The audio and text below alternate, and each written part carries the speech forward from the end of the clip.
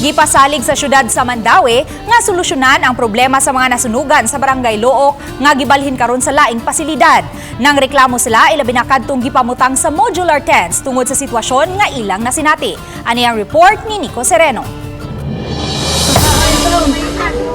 Init ug uwan ang gisagubang ni mga nasunugan sa Sitio Paradise, Look, Mandaue. Nabalhin na sila sa Norquist Park human gipahawanan ang eskwelahan nga nagsilbing evacuation center. Lisod kuno kaayo ang ilang kahimtang sa mga nag-modular tent kay walay tarong nga pandong ug mabahaan pagyod. Suma pa kun mohangin ma-deform pa ang mga tent kay dili kuno kaayo kini lig-on. Maong nanawagan ang mga residente nga maabagan sila. Matud sa labaw sa Housing and Urban Development Office, temporaryo ra ang gipabalhinan sa mga mulupyo. Mitanyag unta ang syudad ug laing dapit nga kabalhinan sama sa karaan nga North Bus Terminal apan gilayuan sila. Maong ang Norquist Park ang nakitang duol-duol nga lugar. Ato na sa paninguha manggod nga bisan tuod ang ilahang evacuation type duol gihapon sa Luok.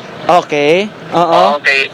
Ang atong ubang options layo-layo magit sa Luok, so mo nang naa sila diha karon. I-offer tanang naa sa North Bus untaon niya ang tanunay nato nga feedback from them is klase na baya.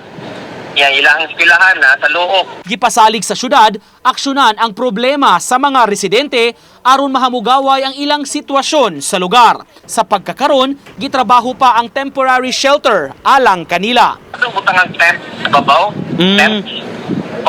Unya panigurado lang gyapon ato gyapon butang ang trapal. All right. Oo. Para sir, so Oo. ga-mobilize ta karon sir para makabalis tag tents ngadto. Uban ni Godfrey Relien, Nico Sereno, Balitang Bisdak.